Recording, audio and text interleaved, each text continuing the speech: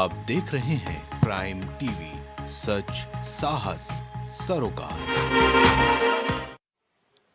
नमस्कार, प्राइम मध्य प्रदेश देख रहे हैं आप। मैं हूं आपके साथ रामकृष्ण शुक्ला। बुरहानपुर जिले के धुलकोट इलाके में अचानक से मौसम ने करवट ली है और धुलकोट इलाके में आधे घंटे तक तेज ओलावृष्टि और बारिश के चलते किसानों के गेहूं और चने की फसल को काफी नुकसान हुआ है। इसके बाद किसानों ने शासन से बारिश और ओलावृष्टि में खराब हुई फसलों के मुआवजे की मांग की है। तो फिर कैसे होगा आपका? क्या हो तो शासन से मानना पड़ेगा अपने। भाई शासन अब है भी क्या अपने पास, खत्म तो हो गया, फसल तो खत्म है। फसल जो वो तो खत्म ही होगी ना। तो फिर आप शासन से क्या मांग करते हो? शासन से वही मांगेंगे सर कि हमको कोई मुआवजा देना पड़ेगा।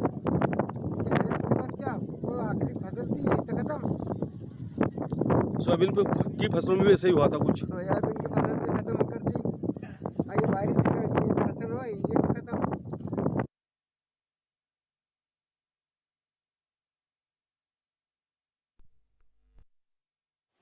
उधर छिंदवाड़ा के सांसद नकुलनाथ ने नवी गांव में आयोजित सभा में स्पष्ट रूप से भाजपा में जाने की अटकलों को विराम दे दिया है।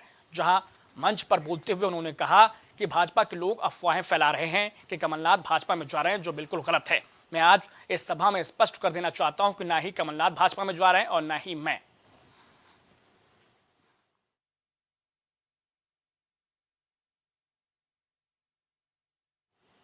इन दिनों सोशल मीडिया के लिए रील बनाने का जुनून लोगों के सिर पर कुछ इस कदर सवार है कि वो न केवल अपनी बल्कि दूसरों की जान को भी खतरे में डालने से परहेज नहीं कर रहे हैं। ताजा मामला दमोह का है, जहां एक पिता ने रील बनाने के लिए अपने ही मासूम बेटे की जान जोखिम में डाल दी है। बताया जा रहा है कि पिता बेटे को एक हाथ से पकड़कर खिलौने के तरीके से हवा में उठा रहा है। इतना नहीं, वो अभद्र भाषा का भी इस्तेमाल कर रहा है। वहीं जानलेवा स्टंट का वीडियो वायरल होने के बाद पुलिस हरकत में आई है और मामले की जांच शुरू करती है। वायरल हो रहा है, एक पिता अपने पुत्र को लेकर रील बना रहा है। ये संबंध में मैं जब ये सोशल मीडिया के जरिए मेरे संज्ञान में आया तो मैंने एसडीओपी हटा से इसकी जानकारी प्राप्त की थी। तो उसको अभी थाने बुलाया जा रहा है और जो बच्चे को वो लिए हुआ है इस तरह से, अगर उसका मेडिकल भी कराया जा रहा है, यदि कुछ उसमें पाया जाएगा तो उस पर कार्रवाई की जाएगी। उधर ग्वालियर में सरेरा लूट करने वाले 3 बदमाशों को पुलिस ने गिरफ्तार किया और इनमें से नाबालिग लुटेरे भी शामिल हैं। बताया जा रहा है कि पुलिस को सूचना मिली थी कि 3 संदिग्ध युवक बाइक के साथ खड़े हुए हैं। जहां इस सूचना पर पुलिस ने उनकी घेराबंदी की और उन्हें गिरफ्तार कर लिया। पुलिस ने युवकों के कब्जे से एक मोटरसाइकिल भी बरामद की है। फिलहाल पुलिस मामले की जांच कर रही है। जो एक वाहन चोर है, जो बालिग युवक है, उसने आसपास के क्षेत्रों में अगर कोई घटनाएं की है तो हम इसकी पूछताछ गहनता से कर रहे हैं। अभी हाल ही में उसने ये मोटरसाइकिल को सिर्फ लूट की घटना में प्रयुक्त करने के लिए मुरैना से चुराया था, तो वो उसने अभी स्वीकार किया है और पूर्व में कौन कौन से अपराध है उसकी भी जांच कर रहे हैं। इससे पहले इस मोटरसाइकिल का कहीं दूसरी वारदात को अंजाम देने के लिए इस्तेमाल किया गया? नहीं, अभी उन्होंने इस मोटरसाइकिल को हाल ही में चुराया था और इससे अभी उन्होंने ये पहली ही वारदात अंजाम की थी और जिस पर इनको अभी पकड़ा गया है।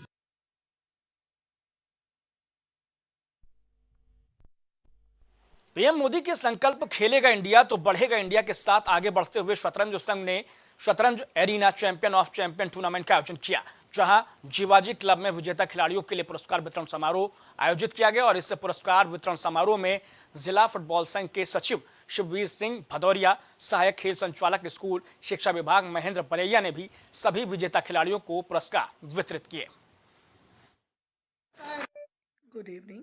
I'm Dr. Garima from All Gwalior Chess Association. यहाँ जीवाजी क्लब में हम सब आए हैं प्राइज डिस्ट्रीब्यूशन सेरेमनी के लिए उन 3 टूर्नामेंट्स की जो हमने जनवरी में कराए थे, जो कि 14 जैन, 18 जैन और 28 जैन को हुए थे। इसके बाद हमने 4 फरवरी को एक चैम्पियन ऑफ चैम्पियन टूर्नामेंट भी कराया था, जिसमें हमने सारे विनर्स को साथ में लेके उनको आपस में एक दूसरे के साथ खिलवाया था।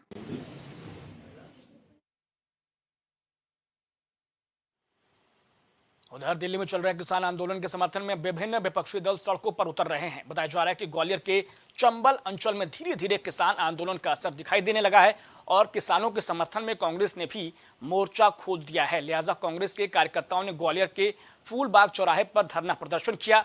इस दौरान केंद्र सरकार के खिलाफ नारेबाजी की गई। उन किसानों के समर्थन में हो रहे हैं जो किसान आज अपनी लड़ाई लड़ रहे हैं समर्थन मूल्य के लिए, और जिन पर हमारे केंद्र की सरकार जिस तरह से उनके साथ दुर्दांत व्यवहार कर रही है, जो अंग्रेज भी नहीं करते थे। एक आंदोलन को इस तरह दबाया जा रहा है और उन पर गोली जो है चल रही है, उन पर जो है आंसू गैस के गोले छोड़े जा रहे हैं, सारी सीमा को जो है पैक कर दिया गया है। ऐसा लग रहा है कि जैसे जो है अंग्रेजों की सरकार। सूबे के ग्वालियर जिले से चौंकाने वाली खबर सामने है, जहां निजी स्कूल के शिक्षक ने 13 साल के छात्र को फेल करने की धमकी देकर कुकर्म का शिकार बनाया और विरोध करने पर शिक्षक ने छात्र को जान से मारने की धमकी भी दी। इसके बाद डरे हुए सहमे हुए छात्र ने परिजनों के साथ जाकर थाने में FIR दर्ज कराई और पुलिस ने कुकर्म का केस दर्ज कर आरोपी शिक्षक की तलाश शुरू कर दी है। ये हमारे कल थाने में 377 की काम हुई, नाबालिग लड़का था, उसके साथ ये पीडी कॉन्वेंट स्कूल का प्रिंसिपल है, उनका लड़का है राकेश मिश्रा, वो उसके साथ गलत हरकत करने के लिए उसको परीक्षा में पास करा देगा प्रलोभन देके उसके साथ गलत हरकत की कोशिश कर रहा था। उसी आधार पर उसके परिवारगण आए, परिवारगणों ने आके यहाँ थाने पे बताया, तो उसकी सुनवाई हुई, FIR करी और उसकी अभी तलाश जारी है, आरोपी आ जाएगा, उसकी कार्रवाई की जाएगी। ग्वालियर शहर के कंपू इलाके में रहने वाली वृद्धा की उसके घर में जिंदा जलने से मौत हो गई। बताया जा रहा है कि वृद्धा ने ठंड की वजह से कमरे में हीटर जला लिया था और अचानक शॉर्ट सर्किट से पहले बल्ब फिर हीटर में आग लग गई। इसके बाद वृद्धा को करंट लगा और कुछ ही देर में पूरा कमरा आग की लपटों से घिर गया। इसके बाद वृद्धा को गंभीर हालात में अस्पताल ले जाया गया, जहां महिला ने इलाज के दौरान दम तोड़ दिया। सर, एक महिला जली थी, उसकी मृत्यु हुई कंपू थाना अंतर्गत, किस तरीके जली थी?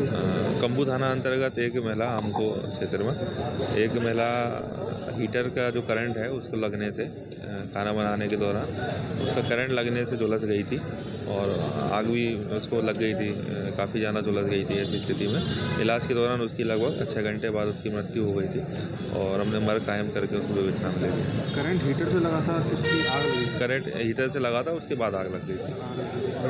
हाँ, महिला की साथ। महिला कितनी उम्र की थी? वो महिला वृद्ध महिला थी, लगभग 65-70 साल उम्र। अकेली थी उस समय? हादसे के समय और घर के जो सदस्य थे वो मौजूद नहीं थे और चिल्लाने पर, चीख पुकार करने पर और लोग एकत्रित हुए थे, तब तक महिला जल चुकी थी।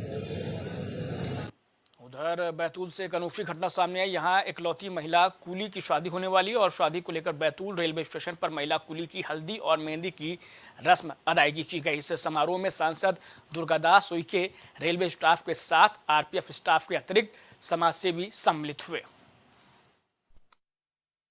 हिसाब से मुझे व्यवहार ज़रा ठीक लगा, इसलिए मैंने शादी के लिए मंजूरी कर ली। अच्छा, दुर्गा के बारे में अब तक आपने जो कुछ सुना, जो लोगों ने बताया आपको विवाह करना इनके साथ कितना सुखद लग रहा है और क्या आप महसूस करते हैं? ये बहुत अच्छा महसूस कर रहे हैं और आगे भी चल के सुखद ही रहेगा। दुर्गा ने एक शर्त भी रखी थी कि उनकी जो भांजी है वो भी साथ में रहेगी, आप उस पर भी सहमत हैं? हाँ, वही है, सहमत। उसमें क्या है, पास में उसके जब कोई नहीं है तो वो करना चाह रही है, तो उसमें मुझे क्या परेशानी? कैसे संभाल पाऊंगा घर का। फिर मैंने सोचा कि मैं एक बेटी होके एक बेटा भी बन के काम कर सकती हूँ और मैंने किया। क्या काम किया आपने? कुली का काम। कितने साल से कर रही हैं? 2011 से। तो कभी आपने सोचा था कि विवाह भी करना है, आगे अपना घर बसाना है? ऐसा सोचा भी नहीं था, बल्कि मैंने फिर बाद में को फरा दीदी मिली तो मेरे को समझ में आया, तो इसलिए मेरा हो गया। कितने लोगों की जिम्मेदारी अभी वर्तमान में आपके ऊपर रहती है घर की? बेटी की जिम्मेदारी। बेटी की। दीदी की बेटी? जी। अब कैसा लग रहा है शादी हो रही है?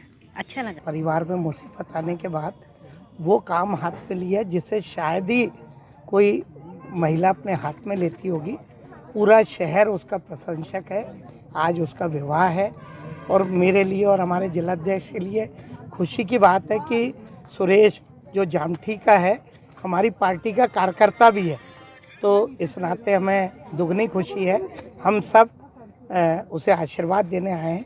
ईश्वर उसका जीवन मंगलमय करे और ऐसी बच्ची जो पूरे समाज के लिए एक उदाहरण है, उसकी प्रेरणा पाके बाकी बच्चियों को भी अपने जीवन में संघर्ष करते हुए अपने आप को खड़ा करना चाहिए। की तरह मानते हैं और हमेशा उसके संघर्ष में साथ रहे हैं। जब दुर्गा के विवाह की बात सामने आई तो बहुत कम समय में ये चीज़ें हुई और बहुत लोगों तक फिर भी मैसेज नहीं पहुंच पाया, लेकिन जिन लोगों को हम संपर्क कर पाए उन सभी ने दिल खोलकर दुर्गा की शादी के लिए मदद किए हैं। विधायक हेमंत खंडेलवाल जी के द्वारा आर्थिक सहयोग किया गया, सांसद डी उइके जी के द्वारा किया गया, बोथरा शॉपिंग सेंटर के माध्यम से सगाई और शादी के लिए वस्त्रों की व्यवस्था की गई, धीरा जी रानी जी के माध्यम से भी इस बिटिया को उपहार दिया गया है। हमारी संस्था के जो सदस्य हैं वो भी रस्मों को निभा रहे हैं। आरपीएफ ने इस पूरे विवाह में महत्वपूर्ण कड़ी के रूप में भूमिका निभाई है। शादी के सारे अरेंजमेंट आरपीएफ के द्वारा किया गया है। मंडला में थाना बमनी बंजर पुलिस ने अवैध रेत के उत्खनन और भंडारण पर कार्रवाई की है। बताया जा रहा है कि बमनी बंजर पुलिस लगातार वाहनों को जब्त कर कार्रवाई कर रही है। वहीं रेत माफिया संदीप उर्फ सैंडी बरमैया, आनंद उर्फ भूरा सिंगौर के खिलाफ कार्रवाई करते हुए भारी मात्रा में डंप किया गया रेत और लोडर वाहन मशीन जब्त की गई है। फिलहाल पुलिस मामले की जांच में जुटी हुई है। सीमांत पुलिस अधीक्षक महोदय मंडला के निर्देशन में लगातार अवैध रेत उत्खनन और रेत चोरी के विरुद्ध कार्रवाई की जा रही है। इसी के तहत आज अवैध रेत उत्खनन करके जो डंप किया गया था उसके ऊपर थाना बमनी के द्वारा कार्रवाई की गई है और आगे भी ये कार्रवाई जारी रहेगी। इसके तहत एक लोडर भी जब्त किया गया है, लोडर वाहन भी। मैडम किन किन धाराओं के तहत मामला पंजीबद्ध है? ये रेत चोरी के लिए धारा 379 और खनिज अधिनियम की धाराओं के तहत कायमी की गई है। रायसेन जिले के उदयपुरा में आयोजित विकसित भारत विकसित मध्य प्रदेश कार्यक्रम के मुख्य अतिथि लोक स्वास्थ्य और परिवार कल्याण राज्य मंत्री नरेंद्र शिवाजी पटेल ने शुभारंभ किया। इस मौके पर कलेक्टर अरविंद दुबे, पुलिस अधीक्षक विकास शहवाल सहित स्थानीय जनप्रतिनिधि, अधिकारी और बड़ी संख्या में नागरिक मौजूद रहे। वहीं कार्यक्रम स्थल पर प्रधानमंत्री नरेंद्र मोदी के उद्बोधन और भोपाल में आयोजित प्रदेश स्तरीय कार्यक्रम का लाइव प्रसारण भी देखा गया।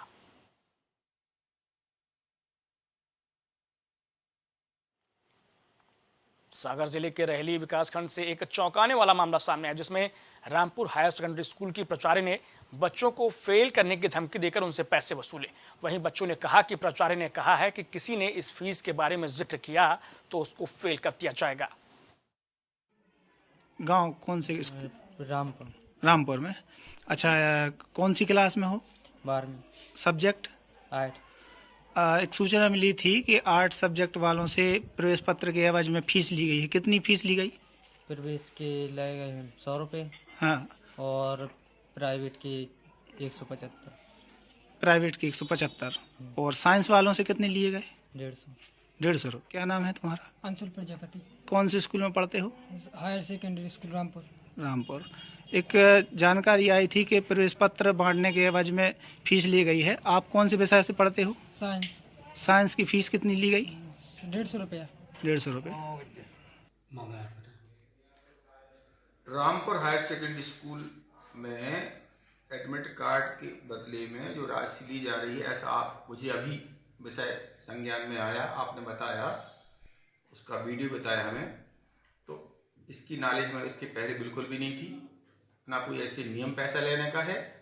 अगर उन्होंने लिया है इस टाइप का किसी प्रिंसिपल या किसी टीचर ने, तो उनके विरुद्ध अनुशासनात्मक कार्रवाई तत्काल की जाएगी। तो प्राइम मध्य प्रदेश में इतना है, लेकिन प्राइम टीवी पर खबरें लगातार जारी है। कुछ भाव पुष्प। आप देख रहे हैं प्राइम टीवी, सच साहस सरोकार। प्रधानमंत्री श्री नरेंद्र मोदी का संकल्प है कि देश का हर नागरिक पोषित, सशक्त और समर्थ बने। जब पूरा विश्व इस सदी की सबसे बड़ी महामारी कोविड-19 से जूझ रहा था, उस दौरान प्रधानमंत्री श्री नरेंद्र मोदी जी के नेतृत्व में भारत सरकार ने प्रधानमंत्री गरीब कल्याण अन्न योजना का संचालन कर देश के गरीबों की खाद्य सुरक्षा सुनिश्चित की। इसी संवेदनशीलता को जारी रखते हुए आज 80 करोड़ से भी ज्यादा लोगों को मुफ्त अनाज दिया जा रहा है। सभी को अनाज, पोषित समाज। अगर आप करना चाहते हैं अपने बिजनेस को प्रमोट, तो इसके लिए आपको चाहिए होगा एक सपोर्ट। बेहतर स्क्रिप्ट, शानदार ग्राफिक्स, बेहतर विजुअल, दिखाएंगे कमाल, जानकारी पहुंचेगी जन जन तक, आपका काम करेगा धमाल। इन सभी चीजों के लिए अब ना हो परेशान। Brand promotion, motion designing and video editing, 2D और 3D animation, television telecasting, social media works, script writing जैसे कामों के लिए आज ही कांटेक्ट करें 9267925186 पर। इसी के साथ ही आप हमें जीमेल भी कर सकते हैं vikasproduction.gfx@gmail.com पर। छूट नहीं पाएगी अब यूपी की कोई भी